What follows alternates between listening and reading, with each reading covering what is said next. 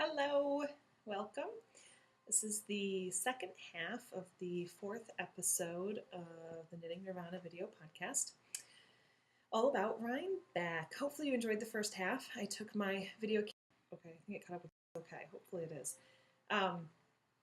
Anywho, distraction. When I was talking in Ravelry about going to Rhinebeck, I had several people from far away ask me to take lots of pictures so that they could enjoy it as well. So I thought, I'll bring my video camera along. I think that's better than pictures. And this is not something I typically do. I'm not the kind of person that takes tons of pictures and tons of videos and all that. So it's all kind of out of my comfort zone. So what have I got to lose? It's worth a try. So hopefully you enjoyed that. Hopefully gave you a little snapshot of what Rhinebeck is like. It's really quite cool. So I live just under 2 hours away. We probably got there in an hour and a half, hour and 40 minutes. We didn't encounter any traffic going in at all. I've always gone on Saturdays. This is my 5th year going, the first time going on a Sunday. And it was really, really quiet going in, which was nice.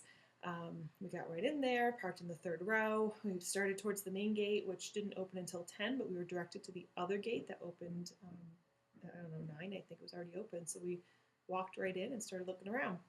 At that point, there were some booths that weren't open yet, because technically they didn't start until 10, but a lot of booths were fine with it, and we're ready to take on customers. So our first stop was the book signing author section in the, I forget if it's building A or B, but it's one of the really large buildings. They had one like back section of it with, it was nicely set up. They had long tables all the way down both sides. You could walk down the center aisle. They had all the books set up on the tables, and then the authors behind the tables right there ready to sign the books. And then when you got all done, you cashed out in one place, which I thought was also very convenient. So I picked up more last-minute knitted gifts. I love the first last-minute knitted gifts, made a lot of stuff out of it. So this was a book I wanted, so I was pretty excited when I saw it there. So I picked it up. There are some patterns I'll never knit. There are some patterns that I just love, love, love.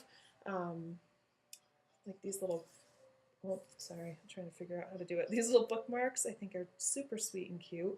I also really like the little coffee sleeves, which of course, there's been a ton of those patterns that have been done. I like over here, sorry, the little fingerless gloves. I also really like this little baby vest. And there's lots more in there that I like. Maybe at some point I'll highlight some of my most favorite patterns and show them to you. That I did not get signed. I don't know, Joelle Hoverson, I don't know if she was there or not. She wasn't there when I was there, but like I said, we were there early. Then I got Sock Yarn One Skein Wonders. And I think I have 2 of the One Skein Wonders books. I didn't even know that the sock yarn one was coming out. I have way too much sock yarn. I love sock yarn. It's beautiful. I don't knit that many pairs of socks, so I was excited at the prospect of a whole book just on sock yarn projects. Judith Durant, who, well, it says edited by, but she also did quite a few of the patterns. She was there. She did sign it. She was wearing this pretty scarf that's on the front cover. It was made from, going to blank, it's the Rosa Parks colorway of Schaefer yarn Anne. And it's cool. It had these little rosettes on the bottom of it. At first I thought they were ruffles, but they're rosettes. So she called it, it's Rosa Parks colorway. So she kind of played on the rosettes with the Rosa Park. So that was a nice little pattern. So yeah, I've looked through this. There's a lot of things in here that I like. And then, totally on a whim, I bought this book, Can't Sleep Without Sheep, children's book for my son for either his birthday or Christmas. Really, really sweet. The author was there. I really liked her. She was very nice. Well, if you watch the first half of this episode, the video, the last couple pictures I put on there, she had all these sheep cookies decorated so that the main character, this little guy, it was cookies of him, and they were free with the purchase of a book. And she also had him as a stuffed animal with this little hat was crocheted for him. And she said how, I think was her sister or sister-in-law or someone, some family member made the hat for him, and she said that several people have said to her, "Oh, gee, you could have included the pattern in the book. That would have been, a nice touch." And she agrees, although he didn't get the hat until after the book was published, so kind of an afterthought. But this was super cute. The woman was really nice to talk to. I enjoyed chatting with her. Then, let's see, where did I go from there? And so at that point, these 3 books were headed towards $70. So I had already done quite a bit of damage, and it wasn't even 10 o'clock yet. It hadn't even officially opened. Yeah, great. So from there, we walked around a little bit, and I got some mini fresh donuts, and the donuts were from Canado's was the name of it.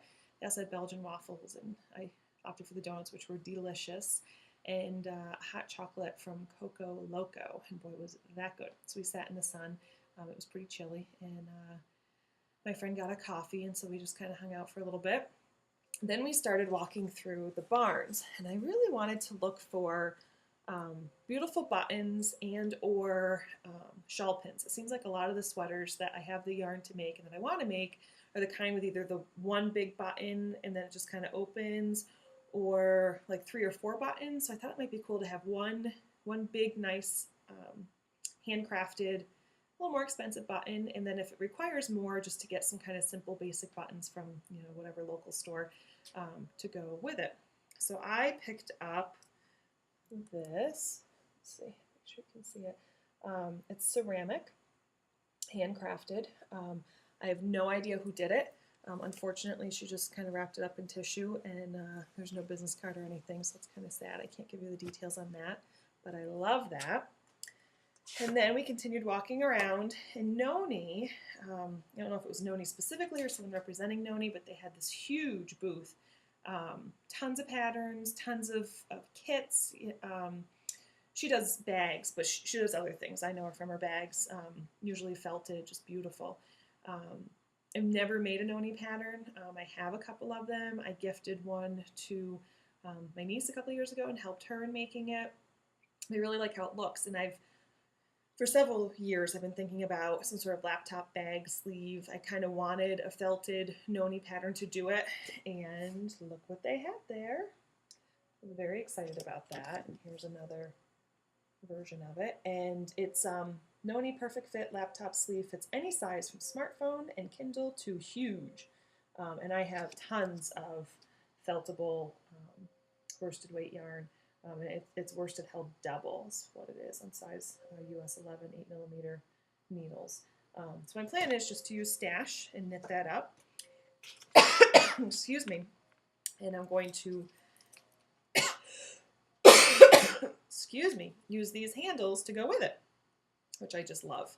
And I've never bought from these people, and I've always admired them. It's Homestead Heirlooms. And this is 30-inch plain leather, sew-on handles with wooden buttons and waxed linen. And I just love these. I think they're just gorgeous. And they even come with the little, you can see the little buttons, the little stuff to sew it on with. So I'm super excited about that. So we're at almost 9 minutes. Those are my purchases. And then I got a bunch of dips because the food section is unbelievable. My friend got several bottles of wine. I bought maple cotton candy for my son. He tried it, didn't like it. There goes that. Kettle corn for my husband. He specifically requested it. I bought a moon pie for myself. Boy, was that yummy. It's like these 2 like chocolate cakes with vanilla frosting in the middle. It's like really big. I ate it over 2 days. Really good. And then for lunch, we got pierogies. We both had pierogies, and then my friend also got, was it bratwurst, knockwurst, I don't know, one of those sausagey kind of looking things. And it's on a stick, and it's so funny because we waited in line forever. 2 women in front of us said that she had eaten it the day before, and she said how really good it was, and that it was very inappropriate, but very yummy. And when they passed us out this, basically salami on a stick, we understood what she meant. It was pretty funny. But my friend said it was excellent. So just over 10 minutes, gonna go. Hope you enjoyed. Talk to you soon. Bye-bye.